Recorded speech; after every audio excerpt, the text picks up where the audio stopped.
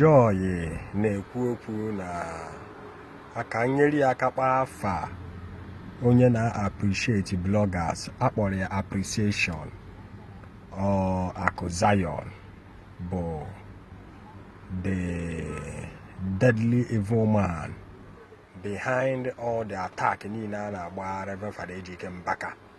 And I believe today na Akụ Zion cannot do anything without Ebuka Obi's consent. The reason why I say this is this. We never heard from Ebuka Obi that Ebuka Obi has instructed the bloggers to stop accusing Reverend Father Ejike Mbaka or to stop insulting him, nor choro any further videos. We never had such news. We never had where he came out in his ministry publicly to debunk ihe J-Park Governor Eziokwu Ogechi Njaka Ezugo Global Ijowa ha na-eme oge ahụ. Whatever they were doing pleases him. That is why he were like keeping silent over it. And the insult of Akụ Zion over Reverend Father Ejike Mbaka, all the insult, all the accusations, all the image maligning, all the brutaling, all the cyberbullying, all these things in ekwesịkwuru ndị gọọmenti ka esi wee kpụta Ogechi Okeke Njaka ka ekwesịrị isekpụta Akụ Zion bụ the sponsor, because Akụ Zion ka a na-enye ego, Akụ Zion na-enye ruo. Because I believe today that you cannot love somebody just like that, whereas you are not gaining anything from that person. Eweneti ihe na-again from that person. Eweneti ihe unu na-ewekwu nso egbukọ erikọ ha na-egbukọ n'ofu akpa na-erikọ n'ofu akpa. So Father Webe Joy was correct when he said that na Akụ Zion was sponsoring J-Park ha na Governor Eziokwu ha, which God later could join their head. Today we are still experiencing worse things than what has happened before. I saw where Ezugo Global TV wrote something. His message to Reverend Father Ejike Mbaka, his warning that any person or bona who about Evangelist Ebuka Obi that na oga that the person will go collect immediately. Ezugo Global onye obuna manu mano nwoke na ama. Okwe foge na acho onye ga-esi n'aka ya asị na ewu ihe mere gị. Onye ọbụla ma na ọnwụ ka ị na-ama. Mana Reverend Father Ejike Mbaka is still warning about karma. Ịma na ịma mmerụ ihe Ogechi Okeke Njaka meru. Ogechi Okeke Njaka mechie ntị meruo anị mechie ụzọ ya. Today all voices are saying the same thing. Ịma na ị na-ekwu okwu kịta followers gị and as support okay, I say ride on. Zion we go, Zion we move, Zion we fly. You know, joke yourself. Ministry, you don't even know how it was being planted, how it was being rooted. A ministry name Maho, you don't even know the covenant of Reverend Father Ejike Mbaka with God. Before Reverend Father Ejike Mbaka, our brother Father Reverend Father Ejike Mbaka ebidogomewe emume ihe dị n'ihe mmụọ. You don't even know. Obiakage eziegi kwete jewe and in a line ejiga anya. But I think today that people are no longer afraid of God. I was listening to a Reverend Father that was saying something in the Blessed Sacrament GRA Enugu. He was saying something that was very, very sensitive. Also, now, there were one man of God who did Buarosi. Bucharosi are not Ara, Bapia, Bawara. Now, Arosa Hemede, Pia the whole family Ara.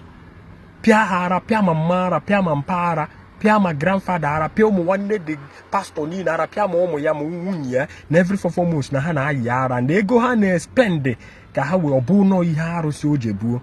Ezugo Global ka ngwa gị Chukwu ka arusi egbu Chukwu bi ihe wa arusi Chukwu kere arusi Chukwu hapụrụ arusi ọ na-akpa ike niile dị n'eluigwe ma n'elu ụwa Chukwu wu ya. And if you know that na God na-egbu mmadụ maka onye ozi ya. When sister of Moses we are like insulting Moses, now marry Moses. Of course, one Moses so one near wine. But onye so quick kuye Moses mana basket. Meme the Moses are the save. Ozigi ada befere ada fero jofia. Marry what Moses. So Moses in echo. Moses no so say bo nya this and that. Chukwu gbachaga Moses na pịawa the woman azụ when the process na ekpenta wụọ ya na arụ niile. Let me tell you, ọkwa ifuru ndị a na-ezi unu, ọkwa ifuru gị ịma nka n'obi ka ihe oge echi Okeke njakakarụ n'obi. Ịma nka n'obi ka half of ihe oge echi Okeke njakakarụ n'obi. Ihe na-eme bụ empty noise. Ịpụta, you call Reverend Father Ejike Mbaka by his name. You are insulting him. And I refer to Nwikuku. Na Nwikuku jikwe na akpari Ebuka Obi. Na ebe na Nwikuku na akpari Ebuka Obi that you be insulting Reverend Father Ejike Mbaka. You are bringing cause. I have been watching Nwikuku's videos. And Nwikuku has not been too nasty the way you guys that call yourself Zion bloggers. Now watch the Zion. And let me tell you people be shame to Christianity. You people be deceit to Christianity. You people be made Christianity or be a place of mockery. You people has caused havoc in Christianity, in the field of Christianity, all in the name that you people now watch it evangelist Ebuka Obi.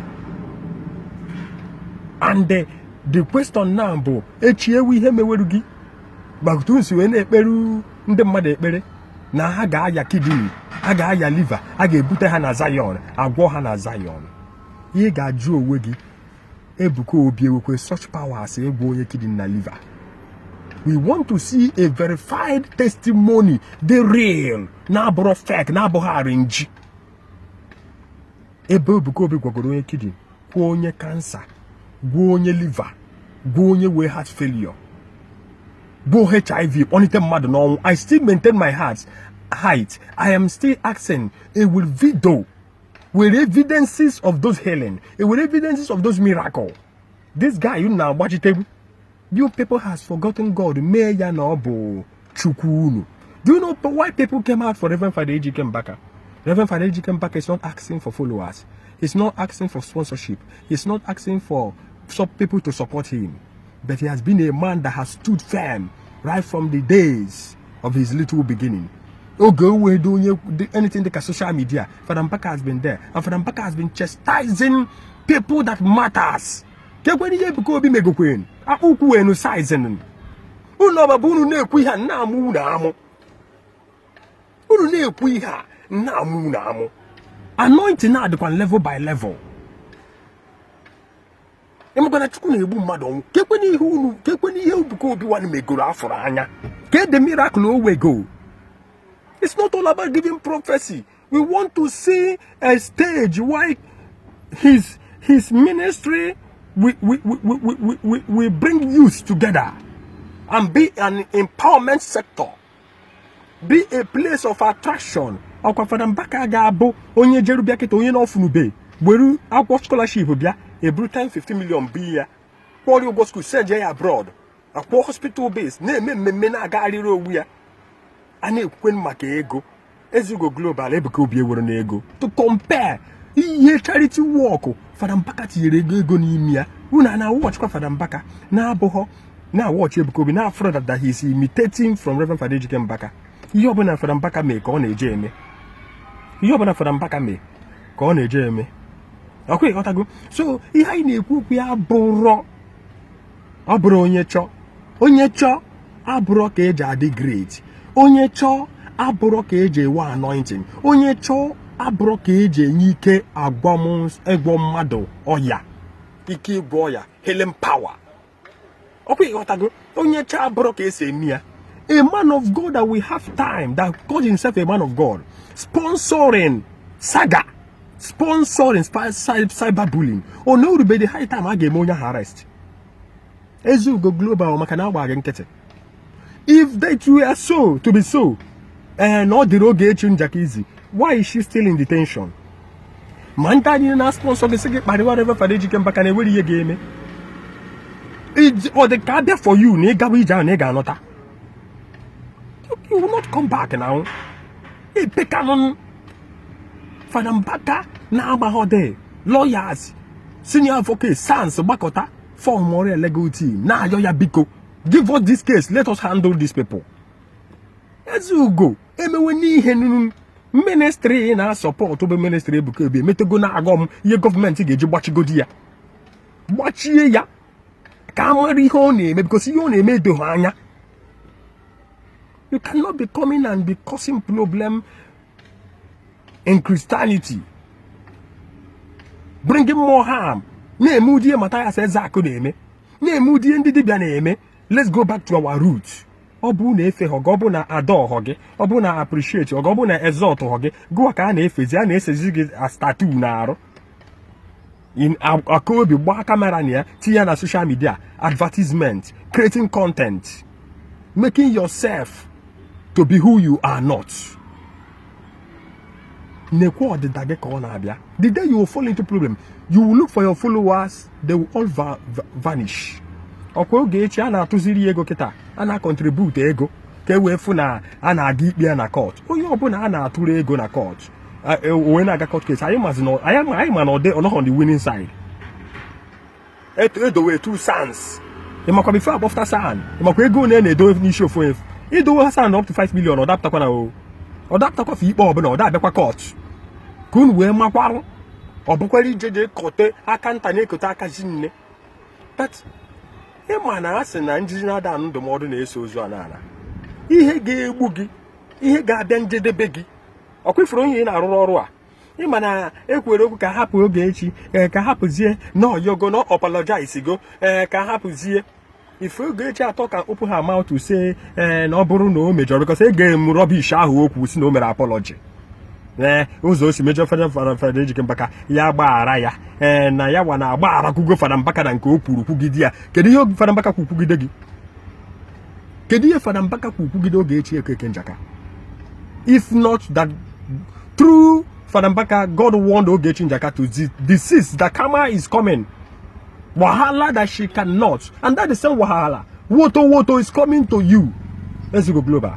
Woto, big woto, nuku woto is coming to you if you don't take time, because you are about to fall into the trap of the Holy Spirit.